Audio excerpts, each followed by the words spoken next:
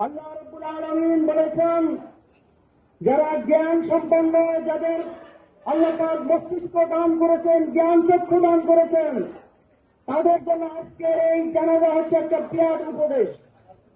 আমরা পরস্পরের জানাজা দিচ্ছি, আমরা নিজেদেরকে সোজাচ্ছি না, আমরা আমাদেরকে যেমন আগের মতোই রেখে দিয়েছি।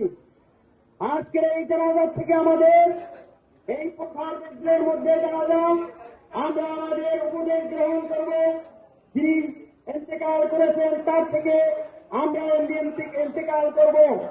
এজন্য আমরা বিচক্ষণ মানুষকে আমরা বলব, আল্লাহ যেন তাদেরকে